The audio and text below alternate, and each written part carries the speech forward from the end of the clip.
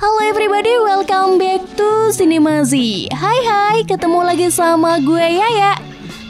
Oke guys, gue kali ini akan melanjutkan alur cerita film yang kemarin yang berjudul Teen Silent Sea, namun kali ini di part kedua. Nah, bagi kalian yang belum nonton part satunya, wah, nonton dulu biar kalian gak bingung sama alur ceritanya. Oke, tanpa basa-basi lagi, mari kita happy. Jangan lupa minum kopi kapal api. Langsung aja kita masuk ke alur ceritanya. Let's go!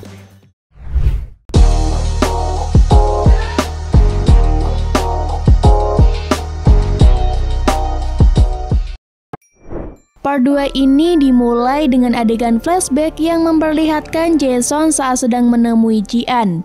Saat itu Jason berkata kalau tempat penyimpanan data pangkalan Balhi ditandai dengan sebuah tanda segitiga di depan pintu masuknya. Adegan berganti, memperlihatkan Ji-an yang kembali ke ruang penyimpanan 3, yang mana di dalam ruangan tersebut nampak Gisu telah mendapatkan sebuah sampel yang aman. Namun anehnya sampel yang mereka cari ternyata adalah air.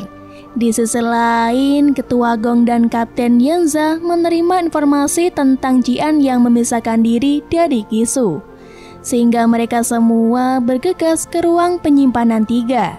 Sementara itu, tim 2 yang dipimpin oleh Letnan Ryu Tae-sok sedang dalam perjalanan kembali ke ruang pusat komando.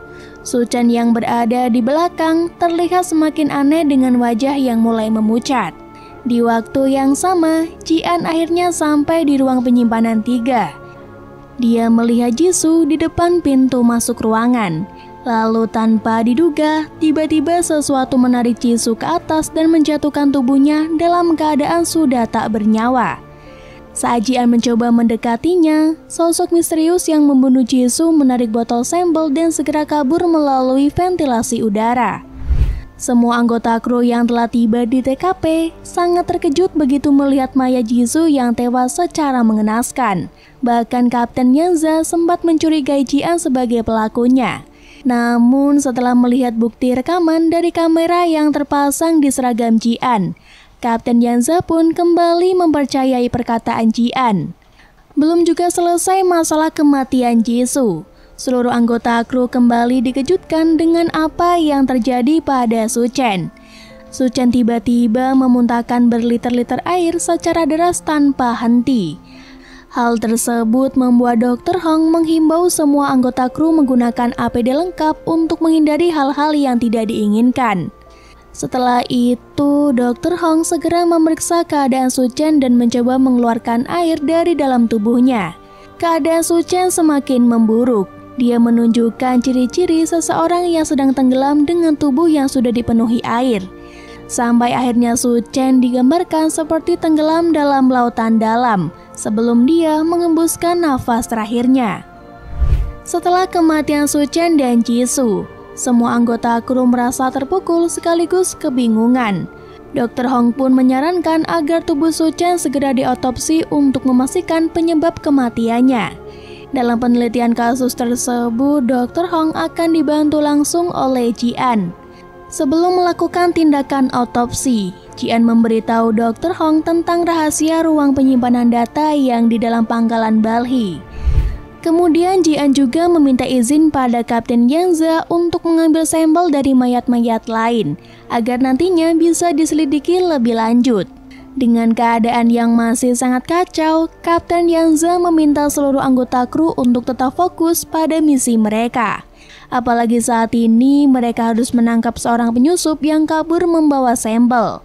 Lalu Ketua Gong melaporkan kalau si penyusup telah kabur melalui ventilasi di ruang penyimpanan 3. Di mana ventilasi tersebut juga terhubung dengan semua fasilitas utama di dalam pangkalan Balhi. Oleh sebab itu, Kapten Yanza mengajak Ketua Gong dan itu untuk pergi menyusuri ventilasi. Sementara Tae-sok dan Hee-sun diminta memperbaiki sistem komunikasi secepat mungkin. Setelah dipindai ke laboratorium, Dr. Hong segera melakukan otopsi pada tubuh Su-chan. Sementara Ji-an dan itu akan pergi ke tempat mayat-mayat untuk mengumpulkan sampel lainnya. Di waktu yang sama, Kapten Yanza dan yang lainnya mulai masuk ke dalam ventilasi. Di sana mereka menemukan banyak coretan yang tampak mencurigakan. Selain itu, kondisi ventilasi yang bercabang semakin menyulitkan proses pencarian si penyusup. Sampai akhirnya mereka pun menemukan sebuah pintu bertuliskan level 1, yang artinya mereka tidak memiliki akses untuk melanjutkan pencarian. Setelah semuanya kembali ke pusat komando, Tae-seok menjelaskan kalau sistem komunikasi pangkalan Balhee telah rusak parah. Jadi mereka membutuhkan seseorang untuk turun ke area bawah dan memperbaiki kerusakan tersebut. Sebenarnya mereka bisa turun menggunakan lift, namun karena sistemnya sedang rusak, jadi mereka terpaksa akan turun menggunakan jangkar dan tali. Kemudian tanpa pikir lama, Kapten Yanza langsung menawarkan diri untuk melakukan misi tersebut. Sementara itu di dalam lab, setelah melakukan otopsi, Dr. Hong menyimpulkan kalau kematian Su Chen dan korban lainnya adalah karena tenggelam. Entah bagaimana caranya, air seolah-olah muncul dari dalam tubuh korban dan merusak semua organ dalamnya. Adegan berganti, memperlihatkan flashback Kapten Yanza di sebuah rumah sakit. Rupanya dia sedang mengunjungi putrinya yang tengah mendapatkan perawatan intensif. Dokter yang merawat putrinya mendesak Kapten untuk mendapatkan jumlah air yang lebih banyak, karena jika tidak, putrinya terancam tidak akan bisa berjalan lagi. Jadi itulah alasannya mengapa Kapten Yanza mati-matian ingin menyelesaikan misi. Karena pemerintah menjanjikan akan memberikan kartu air terbaik untuk semua anggota kru setelah menyelesaikan misi. Kembali ke masa sekarang. Setelah mempersiapkan semuanya, Kapten Yanza bersiap untuk turun ke area bawah. Saat dia sedang turun menggunakan tali, lift yang berada di bawah tiba-tiba berfungsi dan perlahan-lahan naik ke atas. Hal itu membuat semua orang panik karena Kapten berada di jalur lift. Lalu Tae-seok dan yang lainnya mencoba melakukan segala cara untuk menghentikan lift tersebut. Beruntung, Kapten berhasil meraih besi yang ada di sampingnya dan menghindar dari laju lift secepat kilat. Akan tetapi, tali yang ia gunakan malah tersangkut pada lift, sehingga membuatnya terpaksa melepaskan tali tersebut. Tak lama, Kapten Yanza menyadari bahwa lift akan segera kembali turun. Dengan cepat, ia meminta ketua gong untuk melepaskan jangkarnya, agar dirinya bisa menghindari lift. Kali ini, kondisi tubuh Kapten Yanza menjadi tidak stabil karena beberapa benturan yang ia alami. Dengan kondisi kadar oksigen yang semakin menipis, Kapten Yanza terus mencoba menyelesaikan misinya di bawah arahan Tae-seok. Tepat setelah misi terselesaikan, ia pun pingsan karena kehabisan oksigen. Untungnya ketua gong dan yang lainnya berhasil menemukannya dan memberikan pasokan oksigen tepat waktu. Kembali ke lab, Ji-an mendapati kalau jumlah frekuensi air yang dikeluarkan oleh tubuh Su Chen tidak bertambah ketika sudah tak bernyawa. Yang berarti air di dalam tubuh orang yang terinfeksi akan bertambah dengan cepat. Lalu aktivitasnya otomatis terhenti saat inangnya sudah meninggoy. Untuk saat ini mereka masih menduga kalau air adalah virus utama yang membuat Su Chen beserta korban lainnya tewas. Tak lama kemudian, Kapten Yanza dan yang lainnya menerima sinyal misterius dari ruang penyimpanan 3. Tentu saja sinyal tersebut berasal dari si penyusup. Oleh sebab itu, mereka bergegas ke ruangan itu untuk memastikan dan menangkap si penyusup.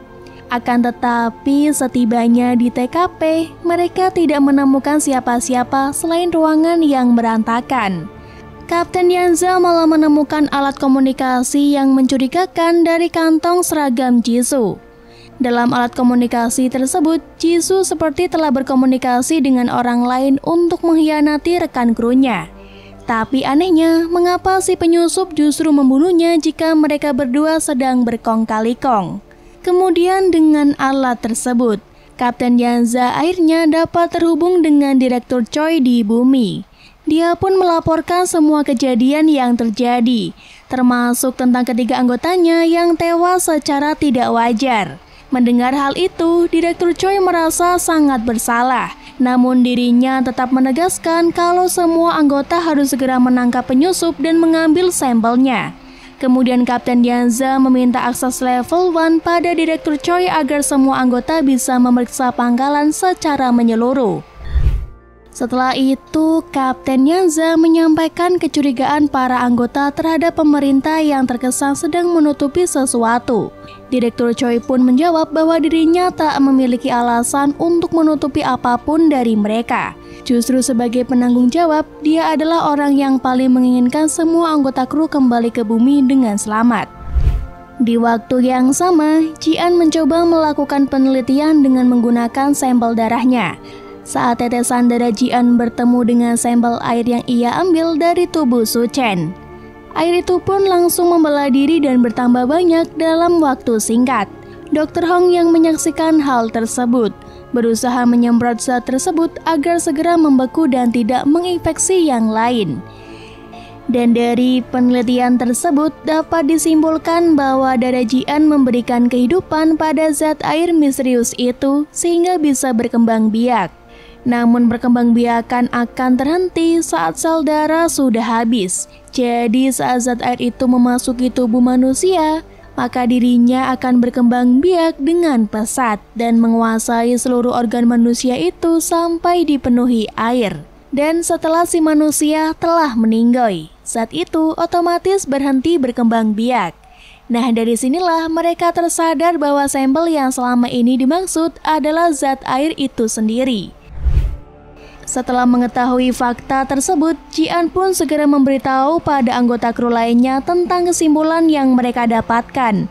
Dan tak sangka Kapten Yanza ternyata telah mengetahui fakta tersebut. Rupanya sebelum keberangkatan, Direktur Choi dan Jason mengatakan kalau alasan mereka tidak pernah menyerah melakukan penelitian di bumi, karena mereka menemukan zat air yang sangat berharga. Sumber air itu pertama kali ditemukan oleh Dr. Son Wong-kyun, yang mana adalah kakak dari Song Ji-an. Dia pun menyebut air itu sebagai air lunar atau air bulan. Selama bertahun-tahun, pangkalan Balhi digunakan untuk meneliti air lunar. Dengan karakteristik air yang bisa berkembang biak, pemerintah berharap jika mereka bisa mengontrol air lunar, maka hal itu mungkin akan bisa menjadi sumber air untuk manusia di bumi. Dengan alasan itulah pemerintah tidak bisa mengatakan hal yang sebenarnya kepada setiap anggota kru yang bertugas. Karena jika ada pihak yang mengetahuinya, maka keselamatan mereka bisa saja terancam. Ji-an pun teringat pada perkataan kakaknya tentang T-Silency yang berada di bulan. Saat orang-orang berpikir tidak ada sumber air di bulan, kakaknya justru menemukan air lunar yang bisa memenuhi seisi lautan jika sudah berkembang biak. Namun Ji-an tetap berpikir kalau misi yang mereka lakukan sangatlah berbahaya. Mereka bahkan tidak tahu bagaimana gejala dan proses penularan air lunar. Oleh sebab itu, Ji-an meminta akses level 1 agar bisa masuk ke dalam ruangan penyimpanan data pangkalan Balhi. Alhasil Kapten Yanza dan Ji-an pun bergegas pergi ke ruangan tersebut. Setelah memasukkan kode, mereka pun segera masuk ke dalam ruangan itu. Di sana mereka melihat begitu banyak data yang tersimpan rapi. Namun satu hal yang menarik perhatian mereka adalah saat mereka menemukan sebuah pintu masuk ke area bawah tanah, yang mana di dalamnya berisi banyak tanaman hidup. Dan part kedua pun selesai. So, kalau kalian penasaran, ditunggu aja ya part 3-nya, sekaligus part terakhir, yang akan mengungkapkan semua misteri yang belum terpecahkan di part 1 dan part 2. Mungkin segini dulu ya video kali ini, sampai ketemu lagi di part terakhir, and see you, bye-bye!